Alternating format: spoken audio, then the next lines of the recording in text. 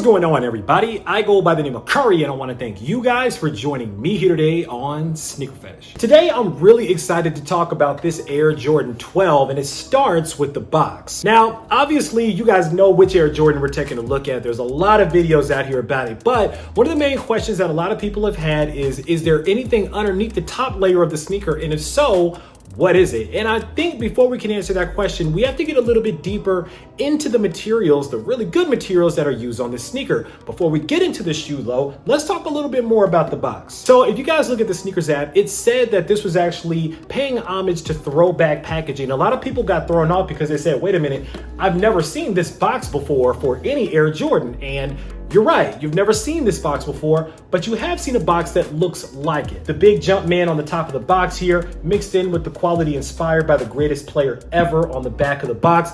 This is an Air Jordan 12 box. If this were the orange and brown box that looked exactly like this with the top lid like this, it would make a lot more sense. This is a different box than just that regular Air Jordan box that you guys are used to seeing. But with that splash of indigo here, with the white coming underneath the indigo, kind of fading, kind of rubbing away with the Jumpman underneath it there, to kind of give you guys an idea of how to wear the shoe and what the idea of the shoe is. Without further ado, let's take a look. Boom. And there it is, ladies and gentlemen. This is the Air Jordan 12 Indigo. First impressions of the shoe, I like it. I gotta admit, I like it a lot. I like it a lot more than I thought that I would when I looked at the pictures. I really wrestled with myself buying this sneaker because I was like, but it's not an Obsidian. Sometimes when it comes to sneakers, we have to get out of our own heads when it comes to wanting that OG, that original thing, and really appreciate the direction that Jordan Brand is trying to go for the future. Let's take a little deeper look at the shoe. All right, guys, now starting with the upper of the sneaker here, what you're gonna notice is that even though it's a classic Air Jordan 12 silhouette, the materials on this one have been upgraded. And the dope thing about it is that they still gave it to us for $190, which makes me wonder why we paid so much more money for other Air Jordans with premium leathers on them like this, because most Jordans are a synthetic leather, while we paid $200, $300, $250, $400 for Air Jordan models, classic models with upgraded leathers like this. But for this one that has a genuine leather upper, we still got it for $190.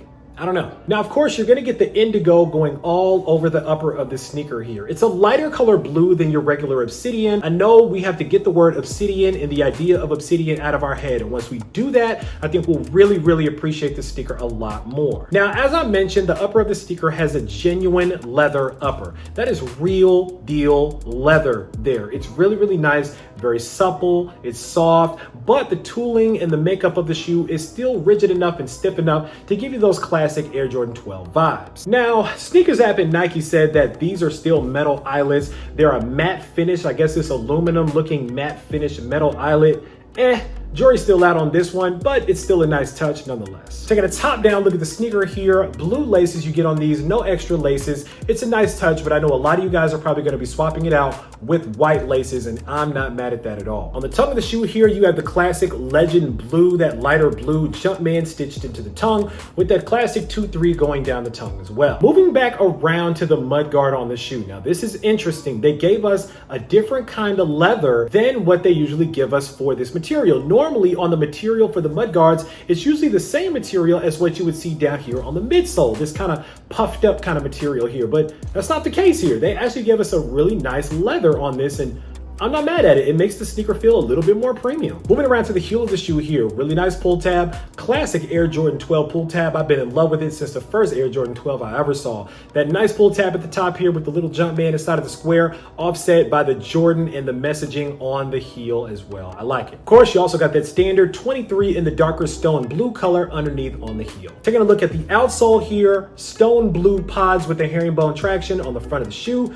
and on the heel, with the legend blue 23 and the legend blue Jumpman on the front of the foot. Jordan Brand is making it really hard to take the insoles out of these shoes these days, but stone blue insole with the legend blue Jumpman on the heel. It's a standard insole. And that's pretty much it when it comes to the sneaker itself. Now, this sneaker actually came with a very interesting card inside of the box that I also want to show you guys too. On one side, you have that stone blue color here, kind of that indigo color. On the other side, you see some messaging from Air Jordan. It talks about the beauty of imperfection fading to perfection, and then it gives us a little blurb about Indigo itself and about how no two pieces are the same. Therefore, no two sneakers are going to look the same either. No two pieces are alike. We embrace these differences. With time and use, the depth and fade of the Indigo will reveal a look that's unique to you. This sneaker is actually a lot deeper and a lot more thoughtful than I think a lot of people understand. On the surface, you have the Indigo, and you have this interesting looking Indigo against this leather here. Now, Indigo is actually derived from a plant that's called the Indigofera tinctoria. In layman's terms, they call it true indigo. That plant, the true indigo plant, as it were, is actually derived from the bean family. It actually comes from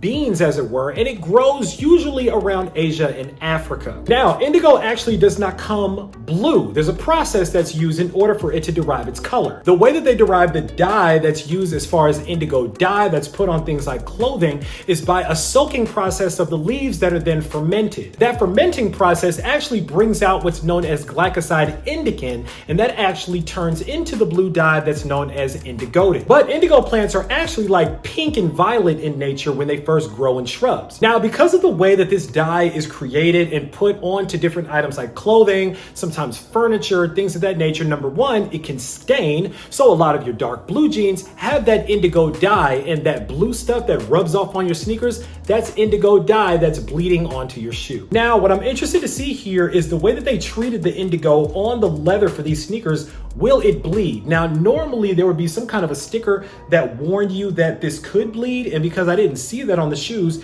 Jordan Brand must have done a really good job of treating this indigo dye where it's going to naturally patina over time, but it's not going to rub off on your clothing. Now, let's talk about that word, patina. What exactly does that mean? The word patina is basically the aging process that occurs when oxygen gets into certain leathers and interacts with certain dyes and gives them a darker look or a different look than how they originally look. Now, because of how volatile indigo dye is, you never really know how it's going to patina. It's not going to age the same way in the same spots, in the same areas of the shoe. Think about a Louis Vuitton leather bag. Now, that's actually a really good example for us to talk about. On Louis Vuitton leather bags, the handles of Louis Vuitton bags, they tend to patina over time. As people hold it, the oils from their hands come off, oxidation happens on the leather, and what happens is that the leather actually turns from a brighter brown to a darker tan. As a matter of fact, if you guys remember the Vachetta Tan Air Jordan 1s, I believe that patina effect was present on that sneaker as well. So this may not be the first time we've even seen this effect done before. What happens is that as things start to patina, a lot of people believe that it actually gives the bag